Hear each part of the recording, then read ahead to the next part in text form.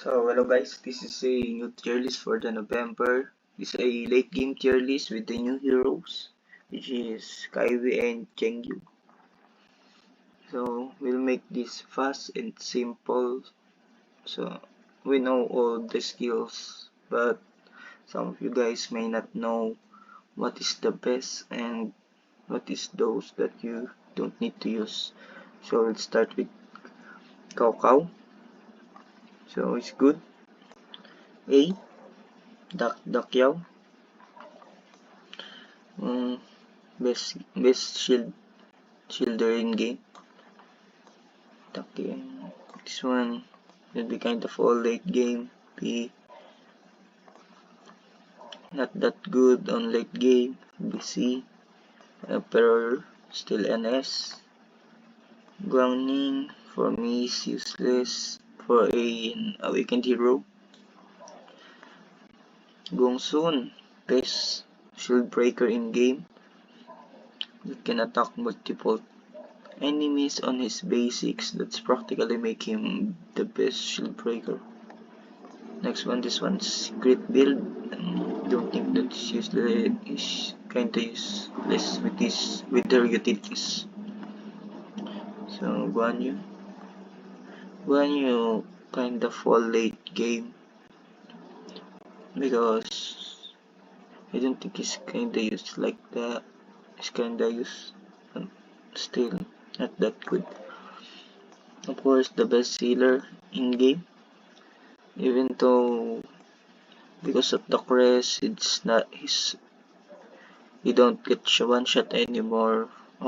With the crest effects too, can have an invisible shield with his, which is making him survive longer in fights. He's still one of the best and biggest heals that you can receive on a hero game from him, but there are better ones, so we'll be putting him on the B.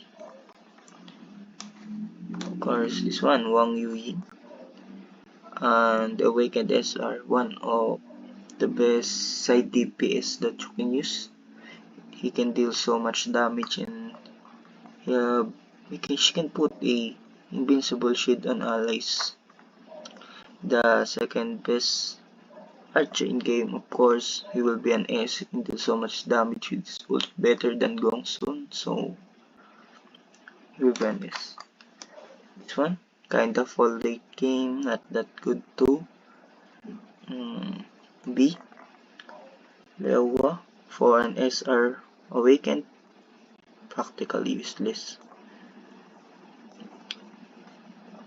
Luby, so still an A. Pangde, one of the best SR Awakened, an S. A good healer, but he meant to die if you put him in a team, so if you're gonna use him, just don't level him up, and so you can take advantage of his like 5 skill, 6 skill is it. Yanwi, so game still be good heal, good damage, still a B. Good tank, this one is a good tank. Looming is a good tank, but he don't deal much damage.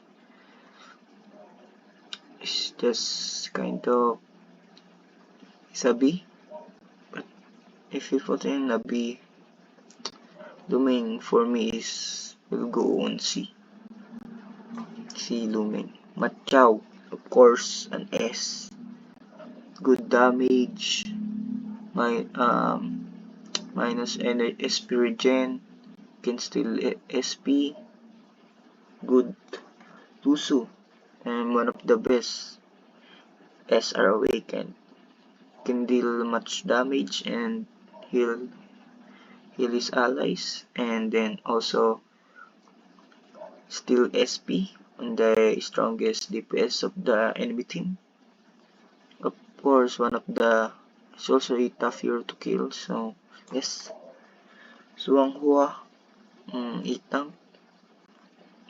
is good. It's a good SR.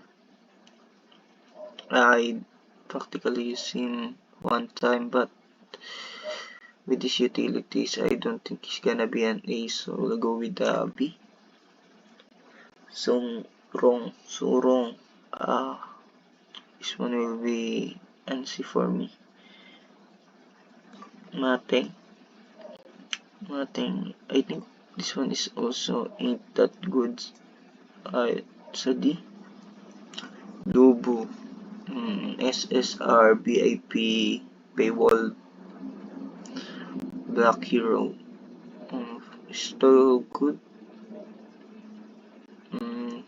Many use him in late game too, but probably they don't have other heroes because you will not get so much copy of him if you top up. So I'm going. This will be a B for me. He's like Swangrong. So gonna go with B. One new hero, not that good. Even though he did much damage, takes too long for him to use his ult. B. This one is practically for boss fights. He got so much damage and can one-shot enemy if they doesn't have any kind of shields to protect them on.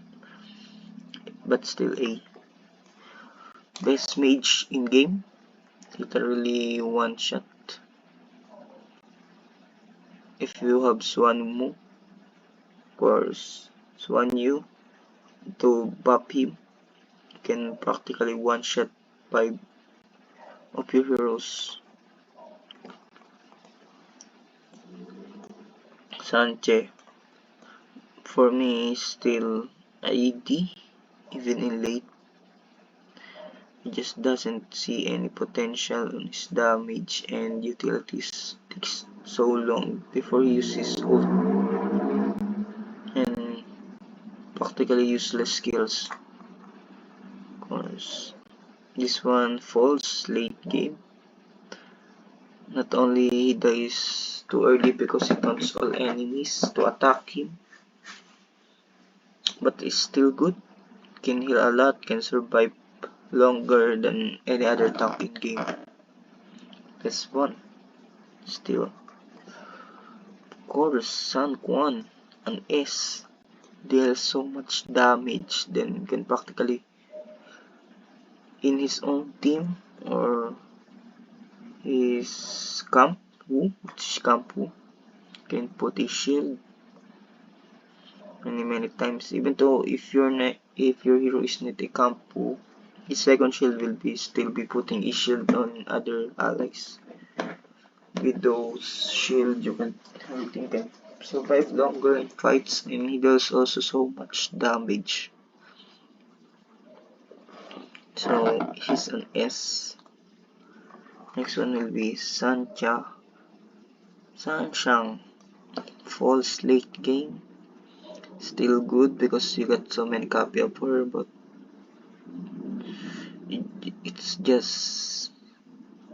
she's just good for bursts, of course, for a DPS.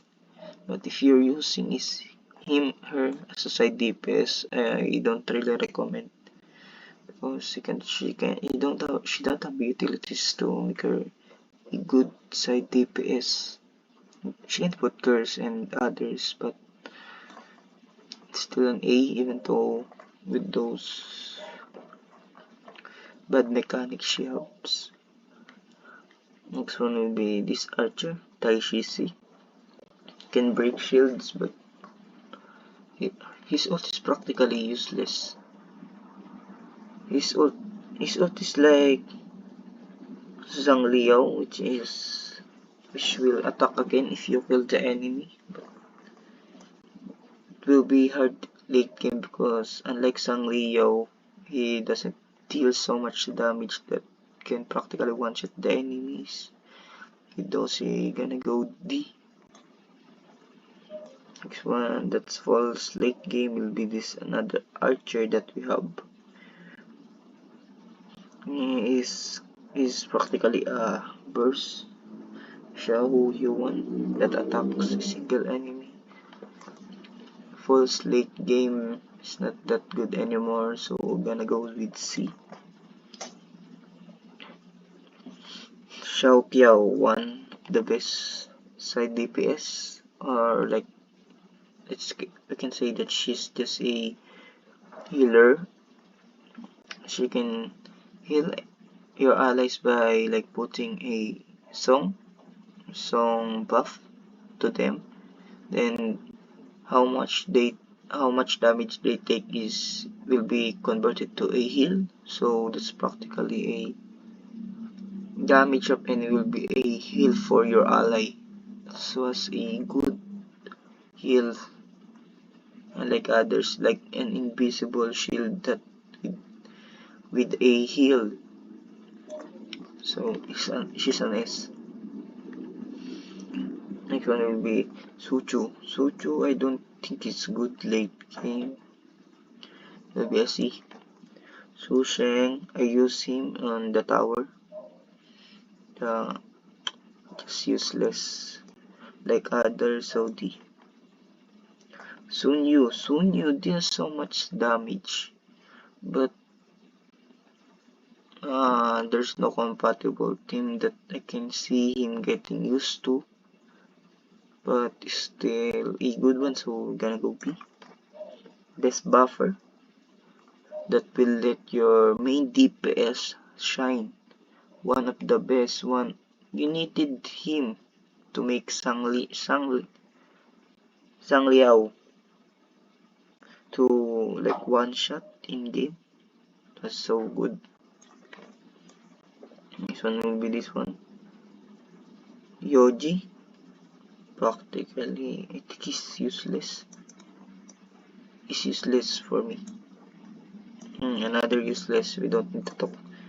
Oh, this one is kinda is even though he's not useless anymore late game, still easy. Zhao Yun still a good DPS late game. Be an A. Zhang Pe will be an S late game. He can stop anyone from like by debuffing them. They cannot regen HP or even SP. That was a good debuff for a single hero. Sang Liao S late game. Literally one-shotting even a late game team. I think his damage is kind of a bug, but I will still put him an S. Senji, a good healer.